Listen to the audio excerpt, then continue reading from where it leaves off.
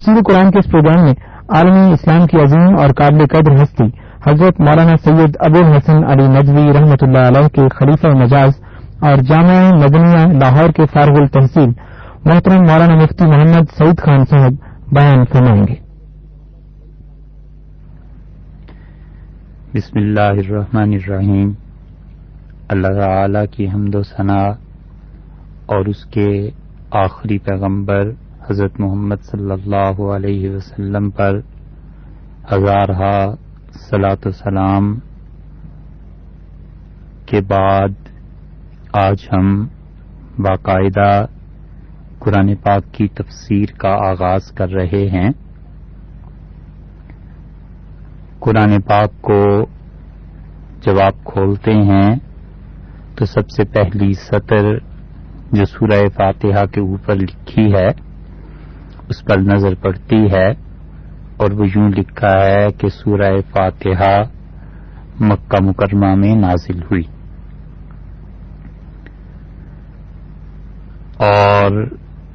قبل اس کے کہ سورہ فاتحہ کا تعارف پیش کیا جائے، ایک قاعدہ اور کلیہ یہ سمجھنا چاہیے کہ عربوں کے ہاں یہ رواج اور دستور تھا، اور غالباً دنیا کی دیگر اقوام میں بھی پایا جاتا ہوگا کہ کسی بھی چیز کا شرف، اس کی عزت، اس کی منزلت، اس کی قدر و قیمت ظاہر کرنے کے لیے اس کے متعدد نام رکھے جاتے تھے، اور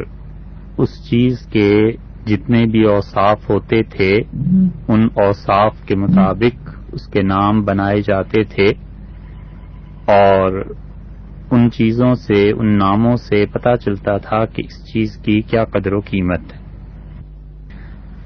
اس کی مثال سننا چاہیں تو یوں سمجھ لیجئے کہ علماء میں اس بات پر مستقل بحث ہوئی ہے کہ مکہ مکرمہ افضل ہے یا مدینہ منورہ، اور جن حضرات کی رائے یہ ہے کہ مدینہ طیبہ مکہ مکرمہ سے افضل ہے، وہ من جملہ اور دلائل کے ایک دلیل یہ بھی دیتے ہیں کہ مدینہ منورہ کے نام کہیں زیادہ ہیں اور اس کی نسبت مکہ مکرمہ کے نام کم ہیں۔ اسی طرح دوسری بات یہ بھی سمجھ لینی چاہیے کہ قرآن پاک کی ایک ہی سورت کے متعدد نام ہیں۔ مثلا آپ کبھی قرآن پاک کا وہ نسخہ دیکھیے جو سعودی عرب میں چھپتا ہے،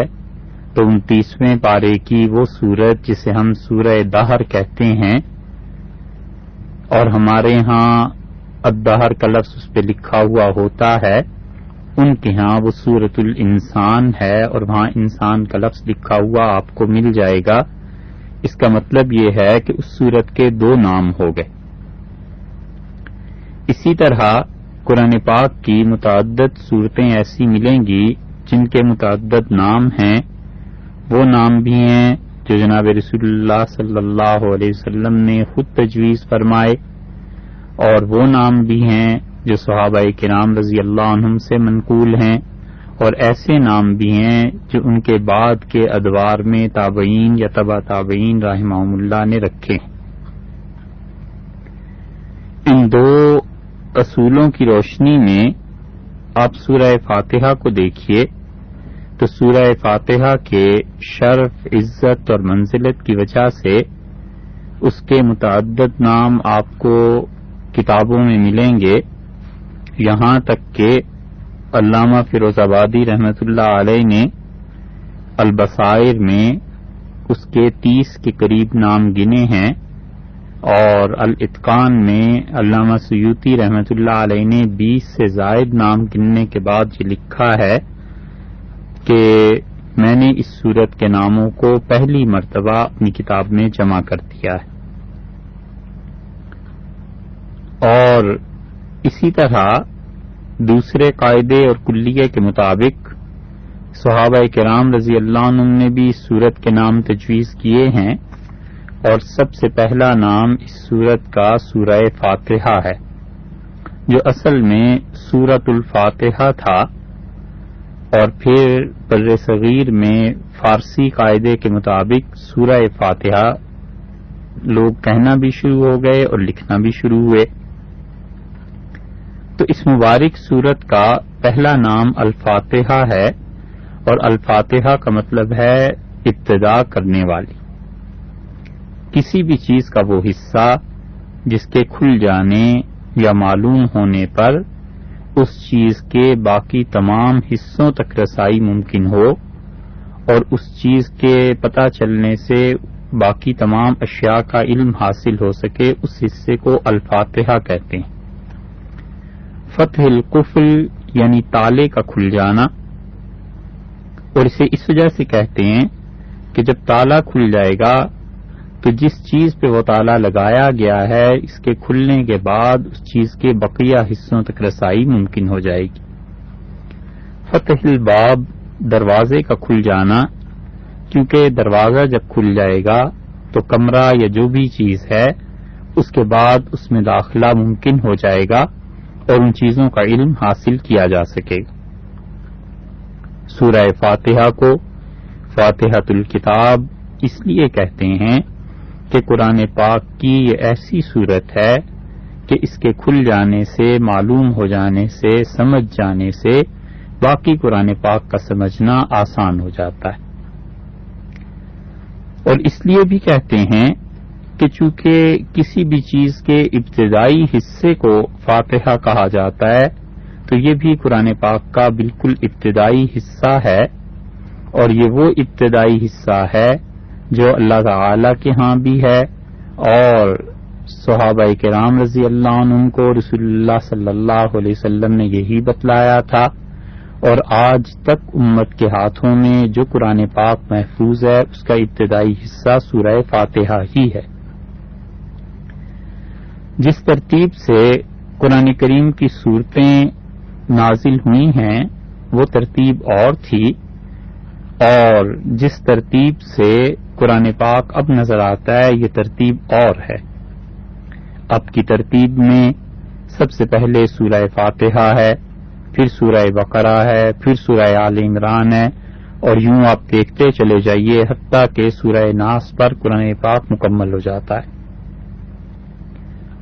اور یہ وہ ترتیب ہے جو جناب رسول اللہ صلی اللہ علیہ وسلم اپنے انتقال سے قبل صحابہ کرام رضی اللہ عنہم کو سکھا کر گئے تھے، اور اسی ترتیب سے حضرت صلی اللہ علیہ وسلم نے خود بھی قرآن پاک کو پڑھا ہے، اور صحابہ کرام رضی اللہ عنہم بھی پڑھتے رہے، اور اسی طرح قرآن پاک محفوظ چلا آتا ہے، اور یہی ترتیب قرآن پاک کی اللہ تعالی کے ہاں لوح محفوظ میں بھی محفوظ ہے۔ تو گویا دو ترتیبیں ہو گئیں، ایک ترتیب تو وہ ہوئی جو نزول کے اعتبار سے تھی، اور ایک ترتیب جو اب ہم دیکھتے ہیں اور نبی کریم صلی اللہ علیہ وسلم نے امت کو دی اور اللہ تعالی کے حکم سے دی، اور خود لوح محفوظ میں بھی یہی ترتیب ہے، یہ بالکل ایک الگ چیز ہے۔ یہ جو ہمارا دعویٰ ہے اس کی ایک دلیل تو یہ ہے کہ جناب رسول اللہ صلی اللہ علیہ وسلم پر وہی جو نازل ہوتی تھی تو وہ کچھ آیات کی صورت میں نازل ہوتی تھی، اور جب یہ کیفیت مکمل ہو جاتی تھی تو آپ وہی لکھنے والے حضرات کو دعوت دیتے تھے، جن میں حضرت زید بن ثابت رضی اللہ عنہ تھے اور دیگر کاتبین حضرات تھے۔ ان کے اسماء گرامی زاد المعاد میں علامہ ابن قیم رحمۃ اللہ علیہ نے تفصیل سے نقل کر دیے ہیں۔ تو نبی کریم صلی اللہ علیہ وسلم انہیں بتلاتے تھے کہ اللہ تعالی کے حکم کے مطابق ان آیات کو فلاں صورت میں رکھ دو، یہ فرماتے تھے کہ ان آیات کی ایک مستقل صورت ہے اور اسے تم الگ سے رکھو، اور فلاں صورت کے بعد اس صورت کو لے آؤ۔ تو اس بات کو مانے بغیر کوئی چارہ نہیں ہے کہ نبی کریم صلی اللہ علیہ وسلم کے سامنے صورتوں کی ایک ایسی ترتیب تھی جو اللہ نے انہیں سکھائی تھی، اللہ تعالیٰ انہیں بتلاتے تھے، اور اگر یہ بالفرض مان لیا جائے کہ علیہ باللہ کوئی ترتیب ان کے سامنے نہیں تھی تو پھر نزول کی ترتیب کے مطابق قرآن پاک کا پتہ چلانا بالکل ناممکن۔ اگر ہم نزول کی ترتیب کو دیکھیں تو اس اعتبار سے ہم سب جانتے ہیں کہ جناب رسول اللہ صلی اللہ علیہ وسلم کی عمر مبارک جب 40 برس کی ہوئی اور غار حرا میں تشریف لے گئے تو وہاں سب سے پہلی وحی کا نزول ہوا اور سورہ علق کی ابتدائی 5 آیات تھیں جو اقرأ بسم ربک الذی خلق سے شروع ہوتی ہیں۔ تو اس اعتبار سے اگر نزول کی ترتیب کو مانا جائے تو آج بھی قرآن پاک کو کھولنے میں سب سے پہلے اقرأ بسم ربک الذی خلق ہونا چاہیے تھا۔ اس کے بعد حضرت صلی اللہ علیہ وسلم پر کچھ عرصے کے لیے وحی نہیں آئی، اور پھر جو دوسری صورت نازل ہوئی ہے صحیح احادیث میں حضرت جابر رضی اللہ عنہ کی روایت میں آتا ہے کہ وہ سورہ مدثر تھی، تو پھر آج ہمیں یہ ہونا چاہیے تھا کہ 5 آیات سورہ علق کی ملتی اور اس کے بعد یا ایھا المدثر شروع ہو جاتی اور پھر اس کے بعد کوئی اور صورت شروع ہو جاتی، یہاں تک کہ لکھنے والوں نے لکھا ہے کہ سورہ فاتحہ 5ویں صورت تھی جو نبی کریم صلی اللہ علیہ وسلم پہ نازل ہوئی۔ تو پھر سورہ علق کی جو باقی آیات ہیں وہ کب نازل ہوئیں، کب یہ صورت پوری ہوئی، کوئی نہیں جانتا۔ سورہ مدثر کی باقی آیات کب نازل ہوئیں اس کی کوئی تاریخ محفوظ نہیں ہے۔ تو اگر نزول کی ترتیب پر اصرار کیا جائے تو یہ بالکل ناممکن ہے کہ نزول کی ترتیب اب دنیا میں کہیں بھی محفوظ ہو یا کوئی جانتا ہو کہ کون سی آیات کب نازل ہوئی تھیں اور کس موقع پر کس مقام پر رکھی گئیں۔ حضرت صلی اللہ علیہ وسلم سب سے زیادہ بہتر جانتے تھے، اللہ تعالیٰ انہیں بتاتے تھے، جبریل امین یہ پیغام لے کے آتے تھے کہ ان آیات کو فلاں جگہ پہ رکھا جائے، تو اس لیے نبی کریم صلی اللہ علیہ وسلم نے جو ترتیب اللہ تعالیٰ کے حکم کے مطابق کی تھی امت میں اب تک وہی محفوظ چلی آتی۔ بعض مقامات پر یہ جو لکھا ہوا ملتا ہے،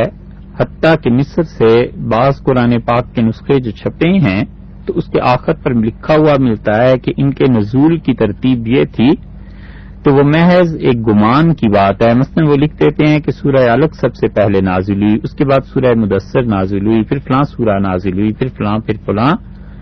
تو اگر یہ بات مان لی جائے تو سورہ علق ہی کے متعلق، پہلی سورت ہی کے متعلق یہ ماننا پڑے گا کہ اس کی تو 5 آیات نازل ہوئی تھیں، باقی کب نازل ہوئی؟ اس سے پہلے تو سورہ مدثر کی آیات آ چکی تھی۔ اسی طرح اور سورہ انعام ہے، سورہ بقرہ ہے، اس کی متعدد آیات کے متعلق صحیح روایات سے ثابت ہے کہ چند آیات نازل ہوئیں تو نبی کریم صلی اللہ علیہ وسلم نے فرمایا اسے سورہ بقرہ میں رکھا جائے یا اسے سورہ انعام میں رکھا جائے یا فلاں جگہ پر رکھا جائے۔ تو نزول کی جو ترتیب تھی وہ کسی کے علم میں نہیں ہے اور نہ ہی کوئی گواہی اس بات کی موجود ہے، اور پھر جو لوگ نزول کی ترتیب کا دعویٰ کرتے ہیں وہ کسی طرح بھی تاریخ سے اپنے اس دعوے کو ثابت نہیں کر سکتے۔ تو جو ترتیب قرآن پاک کی اب ہم دیکھتے ہیں یہ وہی ترتیب ہے جو اللہ تعالی کے حکم سے نبی کریم صلی اللہ علیہ وسلم نے صحابہ کرام رضی اللہ عنہ کو سکھائی تھی، اور وہ حضرات اسی ترتیب کے اعتبار سے تلاوت کرتے تھے۔ ایک دوسری بات پر بھی غور کرنا چاہیے، اور وہ یہ بات ہے کہ یہ سب کو معلوم ہے کہ جناب رسول اللہ صلی اللہ علیہ وسلم جبریل امین کے ساتھ قرآن پاک کا دور کرتے تھے، اور یہ دور کی اصطلاح حفاظ کرام کے ہاں ہے، یعنی حضرت صلی اللہ علیہ وسلم قرآن پاک پڑھتے تھے اور جبریل امین سنتے تھے، اور جبریل پڑھتے تھے اور نبی کریم صلی اللہ علیہ وسلم سنتے تھے۔ اس بات کو کہتے ہیں دور کرنا، یعنی ایک دوسرے کو سنانا، اور یہ ہر رمضان میں ہوتا رہا، اور جتنا قرآن پاک نازل ہو چکا ہوتا تھا رسول اللہ صلی اللہ علیہ وسلم اسے پڑھ دیتے تھے اور جبریل امین اسے سنتے تھے، یہ دور ہوتا تھا۔ اور جب آپ کی حیات طیبہ کا آخری سال آیا ہے تو آپ اس سورہ مائدہ کو دیکھیے۔ سورہ مائدہ کی متعدد آیات ایسی ہیں جو مدینہ منورہ میں نازل ہوئی تھیں، اور ایک روایت کے مطابق آخری آیت جو نازل ہوئی ہے وہ الیوم اکملت لکم دینکم ہے، اور یہ آیت رسول اللہ صلی اللہ علیہ وسلم نے سورہ مائدہ میں رکھوا دی، اور یوں اس سورہ مبارکہ کی تکمیل ہو گئی۔ تو 2 مرتبہ آپ نے قرآن پاک کو جبریل امین کو سنایا اور سنا، تو یہ جو رسول اللہ صلی اللہ علیہ وسلم نے قرآن پاک جبریل امین کو سنایا تھا اور سنا تھا، تو صاف ظاہر ہے کہ کوئی ترتیب تھی تو ہی تو تھا۔ اگر کوئی ترتیب نہ ہوتی یا نزول کی ترتیب ہوتی تو پھر یہ ماننا پڑے گا کہ سورہ الگ پہلے سنائی تھی، پھر سورہ مدثر کی کچھ آیات سنائی تھی، پھر کسی اور سورہ کی کچھ آیات سنائی تھی، جبکہ ظاہر ہے ایسے نہیں ہوا۔ تو یہ 2 عقلی باتیں بھی ایسی ہیں کہ انسان اگر غور کرے تو یہ ماننا پڑتا ہے کہ قرآن پاک تھوڑا تھوڑا کر کے جو رسول اللہ صلی اللہ علیہ وسلم پہ نازل ہوتا رہا ہے، آپ اس کی جو ترتیب اللہ کے حکم سے بناتے چلے گئے ہیں، بتاتے چلے گئے ہیں، لکھواتے چلے گئے ہیں، اسی ترتیب کے مطابق قرآن پاک ہم تک پہنچا ہے۔ ایک اور بات بھی خیال میں آتی ہے، وہ یہ کہ متعدد احادیث میں یہ بات ملے گی کہ نبی کریم صلی اللہ علیہ وسلم نے تلاوت شروع فرمائی اور آپ نے سورہ بقرہ کی تلاوت کی، پھر سورہ آل عمران کو پڑھا، پھر سورہ نساء کی تلاوت فرمائی، پھر سورہ مائدہ کی، اور پھر اس کے بعد سورہ انعام کی، اور پھر جا کر آپ نے رکوع فرمایا۔ تو اس قسم کی تمام احادیث بتلاتی ہیں کہ ترتیب حضرت صلی اللہ علیہ وسلم کے سامنے تھی، وہ اسی کے مطابق تلاوت کیا کرتے تھے،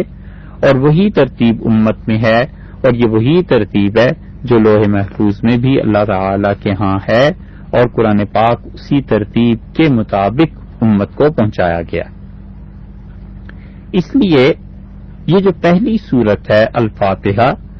یہ ابتدا کرنے والی ہے اس ترتیب کی جو اب ہمارے پاس موجود ہے، اور دیگر الفاظ میں یہ بھی کہا جا سکتا ہے کہ یہ قرآن پاک کا دیباچہ ہے، قرآن پاک کا مقدمہ ہے۔ مفردات القرآن میں علامہ راغب اصفہانی رحمۃ اللہ علیہ نے اس بات کی تصریح کی ہے۔ صاحب المعانی نے بھی اس مفہوم کی تصریح کی ہے، اور وہ بھی یہی کہتے ہیں کہ یہ وہی ترتیب ہے جو اللہ تعالی کے ہاں تھی، اور پھر اس کے بعد انہوں نے کسی کے قول کا رد بھی کیا ہے، اور وہ کہتے ہیں کہ ظن غالب کی بنیاد پر یہ کہا جا سکتا ہے، مگر صاحب المعانی سے زیادہ واضح چیز،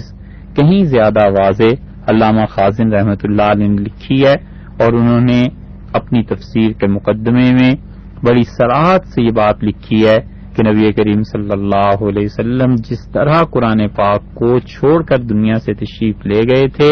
بالکل اسی ترتیب کے مطابق صحابہ کرام رضی اللہ عنہم نے اسے جمع کیا ہے، لکھا ہے، اور انہوں نے نہ اس میں کوئی ایک حرف کی کمی کی، نہ اضافہ کیا، اور نہ ہی اس ترتیب کو بدلا ہے جس ترتیب کے ساتھ قرآن پاک حضرت صلی اللہ علیہ وسلم کو اللہ تعالی نے بتلایا تھا، وہی ترتیب دنیا میں اب بھی قائم۔ فاتحہ کا الفاتحہ کا مطلب ہے کہ ہر چیز کا آغاز اور ابتدا۔ قرآن پاک کی تلاوت کا آغاز بھی اسی سے ہو رہا ہے، تعلیم کا آغاز بھی اسی سے ہو رہا ہے، ترتیب کا آغاز بھی اسی سے ہو رہا ہے، اس لیے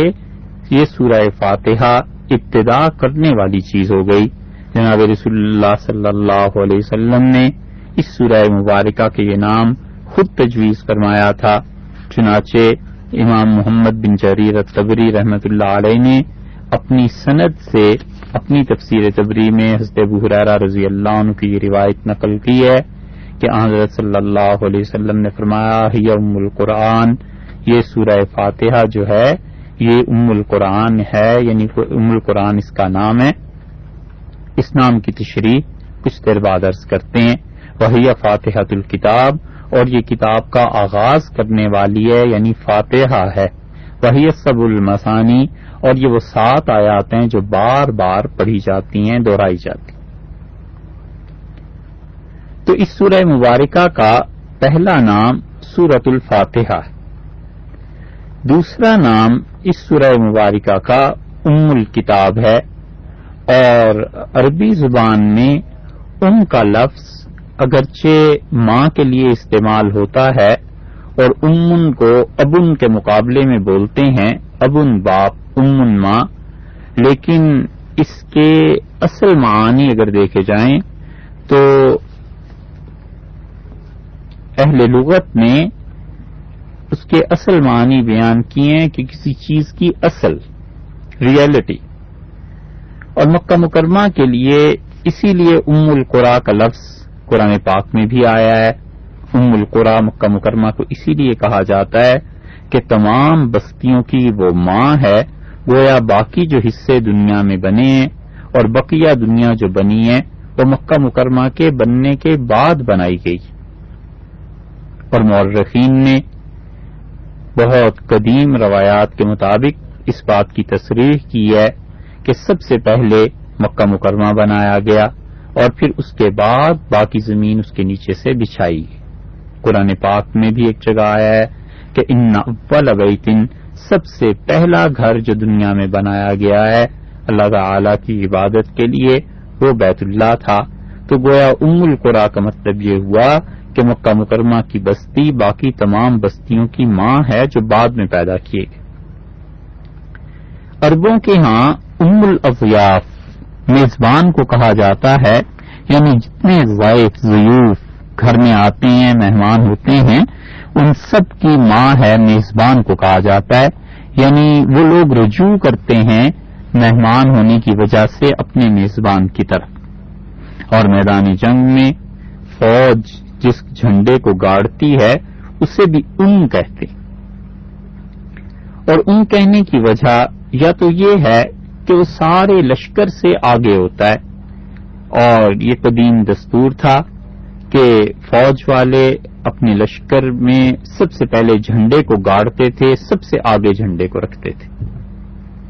اور باقی فوج اس کے پیچھے ہوتی تھی. تو اسی لیے اسے ام کہا جاتا تھا کہ گویا ماں کی طرح اسے آگے رکھا جاتا ہے اور پھر باقی سب لوگ اس کے پیچھے ہوتے ہیں. اور اسی طرح دوسرا مطلب اس کا یہ بھی ہو سکتا ہے جو ہم نے پہلے عرض کیا کہ کسی چیز کی اصل، یعنی وہ جھنڈا اصل چیز ہوا کرتی تھی، اس جھنڈے کو سرنگوں ہونے سے بچانے کے لیے یہ فوج لڑا کرتی تھی. اس جھنڈے کا گر جانا پوری قوم کا گر جانا تصور کیا جاتا تھا، اور اس جھنڈے کی حفاظت کے لیے لوگ جان کا نذرانہ پیش کیا کرتے تھے. تو ام کا مطلب پھر وہی نکلا کہ اصل چیز. تو اگر اس اعتبار سے دیکھا جائے تو اس سورہ مبارکہ کو ام الکتاب یا ام القرآن کہنے کی وجہ یہ ہے کہ یا تو یہ کہ یہ سارے قرآن پاک سے پہلے ہے، جیسے ماں بچوں سے پہلے ہوا کرتی ہے، اور یا اس کی وجہ یہ ہے کہ پورے قرآن پاک میں جتنے بھی علوم بیان کیے گئے ہیں ان سب کی اصل اس سورہ مبارکہ میں اجمالاً بیان کر دی گئی. مثلا آپ پورے قرآن پاک میں دیکھیے اللہ تعالی کی حمد و ثنا ہر جگہ آپ کو ملے گی. اللہ تعالی نے زمانے کے اعتبار سے کہا ہے کہ ہر وقت میں اس کی ثنا ہے، مکان کے اعتبار سے کہا ہے، جگہ کے اعتبار سے کہا ہے کہ زمین و آسمان میں اس کی حمد ہے. اور وہی چیز سورہ فاتحہ میں بھی آپ کو ملے گی، اس کی پہلی آیت کریمہ میں، جہاں اللہ تعالی نے فرمایا ہے کہ تمام تعریفیں اس پروردگار کے لیے ہیں جو تمام جہانوں کا رب ہے، پروردگار. اسی طرح قرآن پاک میں بار بار یہ تصور ملتا ہے اور یہ حقیقت اللہ تعالی نے بڑے واشگاف لفظوں میں بیان کی ہے کہ قیامت میں اپنے اپنے اعمال کا حساب اور جواب دینا پڑے گا. اس دنیا کے بعد ایک اور زندگی ہے، اور اس زندگی کے بعد ایک اور دنیا ہے جہاں پہنچ کر انسان اچھائی کی جزا اور برائی کی سزا دونوں چیزوں کو دیکھے گا. اور یہ چیز سورہ فاتحہ میں اللہ تعالی نے بیان کر دی. قرآن پاک میں آپ کو متعدد جگہ پر یہ مل جائے گا کہ اللہ تعالی سے کیسے مانگا جاتا ہے، انبیاء علیہ السلام اللہ تعالی سے کیسے مانگتے تھے اور دعا کا انداز کیا ہے، اور دعا مانگنے پہ اللہ تعالی کتنے خوش ہوتے ہیں، اپنے بندے سے راضی ہوتے ہیں. تو بندگی کا یہ طریقہ اور ادب سورہ فاتحہ میں اہدنا الصراط المستقیم میں سکھا دیا گیا. تو الغرض جتنے بھی تفصیلی مضامین پورے قرآن پاک میں آپ کو ملیں گے ان کا اجمال سورہ فاتحہ میں مل جائے گا. اس اعتبار سے بھی یہ ام الکتاب ہے، یعنی ساری کتاب میں جتنے علوم ہیں ان تفصیلات کا اجمال اس صورت میں اللہ تعالی نے نازل فرما دی. اور جناب رسول اللہ صلی اللہ علیہ وسلم نے خود بھی اس سورہ مبارکہ کا نام ام الکتاب یا ام القرآن ارشاد فرمایا. امام احمد ابن حنبل رحمۃ اللہ علیہ نے اپنی مسند میں، دارمی رحمۃ اللہ علیہ نے اپنی مسند میں، اور امام ترمذی رحمۃ اللہ علیہ نے اپنی کتاب سنن ترمذی کی کتاب التفسیر میں حضرت ابو ہریرہ رضی اللہ عنہ کی روایت نقل کی ہے کہ جناب رسول اللہ صلی اللہ علیہ وسلم نے ارشاد فرمایا الحمدللہ، یعنی یہ جو سورہ فاتحہ ہے الحمدللہ سے شروع ہوتی ہے، ام القرآن، یہ سارے قرآن کی اصل ہے، ام القرآن و ام الکتاب. اور نبی کریم صلی اللہ علیہ وسلم نے یہ بھی فرمایا کہ یہ پوری کتاب کی اصل ہے، پوری کتاب اس کی طرف رجوع کرتی ہے یا اس میں انضمام ہے، منظم ہے. اور یہ ارشاد فرمایا کہ والسبع المثانی، اور یہ ایسی صورت ہے جس میں 7 آیات ہیں جو بار بار پڑھی جاتی ہیں. تو اس سے معلوم ہوا کہ ام القرآن یا ام الکتاب اس سورہ مبارکہ کا نام خود جناب رسول اللہ صلی اللہ علیہ وسلم نے بھی ارشاد فرمایا تھا. علامہ روح المعانی رحمۃ اللہ علیہ نے یہاں پر ایک روایت نقل کی ہے اور وہ بعض اور کتابوں میں بھی مل جاتی ہے، اور اس روایت کے الفاظ کچھ اس طرح کے ہیں کہ لا یقولن احدکم، تم میں سے کوئی شخص ام الکتاب نہ کہے اس سورہ فاتحہ کو، بلکہ فاتحۃ الکتاب کہے. اس پہ انہوں نے خود ہی اس کی تردید کر دی ہے اور انہوں نے کہا ہے کہ یہ روایت حدیث کی کسی کتاب میں نہیں پائی جاتی. اور اسی طرح دوسری چیز جو اس موقع پہ سمجھنا مناسب ہوگی وہ یہ کہ حضرت حسن بصری، حضرت ابن سیرین اور بقی ابن مخلد رحمۃ اللہ علیہ مجمعین، ان تینوں کے متعلق مختلف مفسرین نے لکھا ہے کہ یہ حضرات ام الکتاب کے لفظ کو مکروہ جانتے تھے اور ان کا خیال یہ تھا کہ سورہ فاتحہ کو ام الکتاب نہ کہا جائے. حالانکہ اس سے پہلے ہم عرض کر چکے ہیں کہ ام الکتاب کا مطلب ہے کہ ساری کتاب کی اصل، ساری کتاب میں پہلی چیز، ساری کتاب کے مضامین جس میں آئیں. اور اسی لیے علامہ کرمانی رحمۃ اللہ علیہ نے صحیح بخاری کی شرح میں صراحت کے ساتھ یہ جملہ لکھا ہے کہ یہ ام الکتاب قرآن پاک کی پہلی سورہ مبارکہ،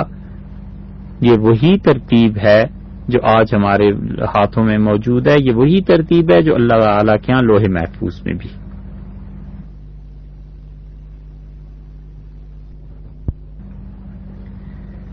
سورہ فاتحہ کو ام الکتاب یا ام القرآن کہنا یہ قطعاً مکروہ نہیں ہے، بالکل ناجائز نہیں ہے. امت میں اکابر مفسرین اس لفظ کو استعمال کرتے چلے آئے ہیں. امام بخاری رحمۃ اللہ علیہ نے صحیح بخاری میں سورہ فاتحہ کا جہاں بیان لکھا ہے کتاب التفسیر کے بالکل آغاز میں، وہاں امام بخاری رحمۃ اللہ علیہ بھی ام الکتاب اسے لکھتے ہیں. اسی طرح اور اکابر مفسرین وہ سب بھی اسی طرح لکھتے ہیں. اور 100 باتوں کی ایک بات جو حافظ ابن حجر رحمۃ اللہ علیہ نے فتح الباری میں لکھی ہے وہ یہ ہے کہ انہوں نے اس قول کو نقل کیا ہے اور وہ کہتے ہیں کہ حسن بصری اور ابن سیرین اور بقی ابن مخلد رحمۃ اللہ علیہ مجمعین ان سب حضرات کے متعلق جو یہ کہتے ہیں کہ وہ ان الفاظ کو مکروہ سمجھتے تھے، ام الکتاب نہیں کہنا نہیں پسند کرتے تھے، تو کہتے ہیں جب خود جناب رسول اللہ صلی اللہ علیہ وسلم نے اس کا یہ نام رکھا ہے تو اب ان روایات سے کوئی فرق نہیں پڑتا، کسی کے کہنے سے اس بات کو چھوڑا نہیں جا سکتا. اور اس روایت کی تنقید میں 2 باتیں خیال میں رکھنی چاہیے. ایک تو یہ بھی دیکھ لینا چاہیے کہ کیا ان حضرات سے اس چیز کی نسبت درست ہے یا نہیں. اور اگر بالفرض اس نسبت کو درست مان لیا جائے تو بھی حسن بصری رحمۃ اللہ علیہ کا اور ابن سیرین رحمۃ اللہ علیہ وغیرہ کا موقف یہ تھا کہ وہ کہتے تھے کہ اللہ تعالی نے قرآن پاک میں ام الکتاب لوح محفوظ کو فرمایا، اور ایک مقام پہ اللہ تعالی نے قرآن پاک کی جتنی بھی وہ آیات جو بڑی صاف، کھلی، واضح، قابل عمل، قابل فہم ہیں، ان سب کو اللہ تعالی نے ام الکتاب کہا ہے سورہ آل عمران کے آغاز میں۔ تو اس طرح جب ام الکتاب سورہ فاتحہ کے ساتھ مخصوص کر لیا جائے گا تو پھر لوگوں کو پریشانی ہوگی۔ اس وجہ سے ام الکتاب جو خود قرآن نے کہا ہے لوح محفوظ کو تو اسے ہی سمجھنا چاہیے، اور اسی طرح ام الکتاب سے قرآن پاک کی محکم آیات مراد دی جانی چاہیے۔ اس موقف کے باوجود اور اس قول کا ثبوت ان سے مل جائے تو بھی بات وہ آ گئی جو ابن حجر رحمۃ اللہ علیہ نے اس موقع پر کتاب التفسیر میں نقل لکھی ہے کہ نبی کریم صلی اللہ علیہ وسلم نے جب خود اس مقام پر ام الکتاب کا لفظ ارشاد فرما دیا ہے تو اب کسی کی روایت اس کے بارے میں قبول نہیں کی جائے گی۔ حافظ ابن حجر رحمۃ اللہ علیہ نے کتاب التفسیر کے اس مقام پہ واقدی رحمۃ اللہ علیہ پر تنقید کی ہے، نقد کی ہے، جرح کی ہے، اور حافظ عینی رحمۃ اللہ علیہ نے، بدر الدین عینی رحمۃ اللہ علیہ نے صحیح بخاری کی شرح عمدۃ القاری میں اس پر تعقب بھی کیا ہے۔ اہل علم حضرات وہاں اسے دیکھ سکتے ہیں۔ اور یہ جتنے بھی اقوال مختلف مفسرین کے، تابعین اور تبع تابعین اور ان کے بعد کے حضرات کے آپ سنیں گے رحمہم اللہ، ان کے متعلق ایک اصول کی بات آغاز میں ہی سمجھ لینی چاہیے، اور وہ یہ کہ غلطی سے معصوم صرف نبی کریم صلی اللہ علیہ وسلم کی ہستی تھی، آخری ہستی تھی۔ ان کے بعد جتنے بھی لوگ دنیا میں آئے ہیں ہر شخص کی بات میں وزن ہو بھی سکتا ہے اور نہیں بھی ہو سکتا۔ علمی مباحث میں کسی بھی شخص کے متعلق یہ بات کہ انہوں نے اس موقع پر ایک اچھے قول کو اختیار نہیں کیا، راجح بات کو نہیں دیا، یا ان کی یہ بات دلائل کے مطابق خلاف واقعہ ہے یا ان کی بات میں وزن نہیں ہے، یہ بالکل معمول کی بات ہے، اس پہ قطعاً نہیں گھبرانا چاہیے۔ ایسے تمام مواقع پر نبی کریم صلی اللہ علیہ وسلم کی ہستی کو یاد رکھنا چاہیے کہ وہ ہستی ایسی ہے کہ جس کا ہر قول و فعل جو صحیح سند سے ثابت ہو جائے وہ تنقید سے مبرہ اور بالا ہے، اور سب لوگوں کی عقلیں اور سب لوگوں کی آراء ان کے سامنے سر تسلیم خم کرنے والی ہیں، اس کے علاوہ کوئی چارہ کار نہیں۔ امام مالک رحمۃ اللہ علیہ سے کسی آدمی نے ان کے ایک فتوے کے متعلق پوچھا تو انہوں نے جو بات کہی تھی اس کے خلاف اس آدمی نے کوئی بات کہی اور نقل کیا کہ فلاں نے تو یہ کہا ہے، تو امام مالک رحمۃ اللہ علیہ مسجد نبوی میں حدیث پڑھاتے تھے، انہوں نے نبی کریم صلی اللہ علیہ وسلم کی قبر مبارک کی طرف اشارہ کر کے بہت عمدہ جملہ فرمایا، ایسا عمدہ جملہ جو قیامت تک کے لیے ہم لوگوں کو اپنا لاہ عمل بنانا چاہیے۔ آپ نے کہا کہ ہر آدمی کی بات رد بھی کی جا سکتی ہے، قبول بھی کی جا سکتی ہے، یعنی اس پہ بحث ہو سکتی ہے، دلائل کو دیکھا جا سکتا ہے، سوائے اس صاحب قبر صلی اللہ علیہ وسلم کے، اور اشارہ کیا قبر مبارک کی جانب کہ ان کی ہر بات بس مانی جائے گی اور تسلیم کی جائے گی۔ تو اس لیے تفسیر کے اس سیشن میں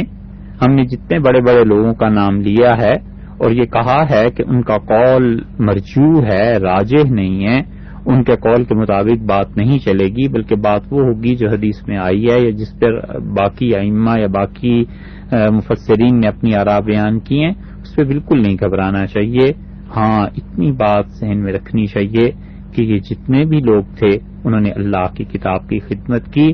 اور وہ لوگ دنیا سے اس حال میں گئے کہ خدا ان سے راضی تھا، اور اس کی دلیل یہ ہے کہ ان کی تفسیریں اب تک لوگ پڑھتے ہیں، دین ان کے واسطے سے آیا ہے۔ تو اس تنقید کا مطلب یہ ہرگز نہیں ہے کہ ان پر ان کی کوئی بے ادبی کی جائے، بلکہ کسی بھی شخصیت کا ادب اور اس کی رائے سے اختلاف، ان دونوں چیزوں کو جمع کر لینا چاہیے۔